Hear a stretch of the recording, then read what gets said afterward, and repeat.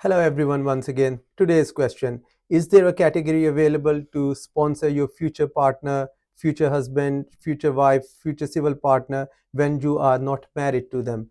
Answer is yes. You can sponsor them under fiancé or proposed civil partnership visa category. Now, what are the requirements for this visa category? Well, they are more or less the same as spouse or civil partnership visa, where you have to meet the income threshold of £29,000 a year if you are employed, or if you're self-employed, your net income has to be exactly the same, which is £29,000 a year. You can also rely on your savings. Again, £88,500 is the threshold. Further requirements, I've made a separate video on this topic, so go and watch that video to get a better understanding of how the financial requirements work. Other requirements would be English language requirements, so it's exactly the same as first-time spouse visa, which would be CEFR A1 level.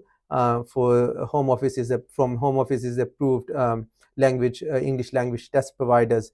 Uh, Other than that, you will have genuine and subsisting relationship requirement. Now, this is exactly the same as a spouse visa. The only difference is that you are not married, but you must have met with each other. Other requirements are exactly the same, so you can prove this by providing communication evidence. If you have lived together in the past, you can provide evidence for that. If you have any joint financial obligations, or you have gone on holidays, or if because of cultural reasons or religious reasons you haven't lived together, you can still provide evidence of communication, for example, with each other. Or obviously, if there is a ceremony, engagement ceremony, you can provide pictures for that ceremony. So this is how you can provide evidence that genuine relationship is genuine and subsisting. Now, the conditions under this visa: initially you will get 6 months visa to enter the UK and register your marriage. Once marriage is registered, you don't have to go back and then make a spouse visa or civil partnership visa application. You can make that application from within the UK. So this is a very good added advantage under this visa category. So if the sponsor cannot leave the country, go outside, get married for various reasons, could be job, could be something else, could be the physical condition, for example.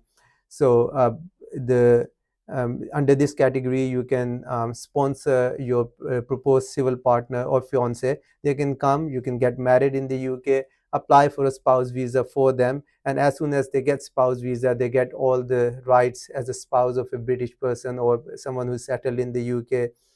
uh, the only difference is during your first 6 months, when you are on fiancé or proposed civil partnership visa, you will not have right to work or right to study in the UK. So as soon as you come in, there is no limitation as to when you can register your marriage. You can register anytime. You can register it within few weeks and then make an application for a spouse visa, or you can wait throughout the length of your visa and then make an application after that. So sooner you make it, quicker you will get your rights as a spouse, and then your time frame towards your indefinite leave to remain, whether it's a 5 years route or a 10 years route, will start. Unfortunately, your initial stay as a fiance or proposed civil partner will not be counted towards your indefinite leave to remain. um, so this visa is different from marriage visitors visa, which people a lot of times confuse it with. Marriage visitor visa only allows you as a visitor to come to the UK, get married, but you cannot make an application for a spouse or civil partnership visa from within the UK. You will have to leave the country and then make that application. So if you want to stay and make an application from within the UK, then your best option would be fiancé or civil partnership visa. I hope it's very clear for you now.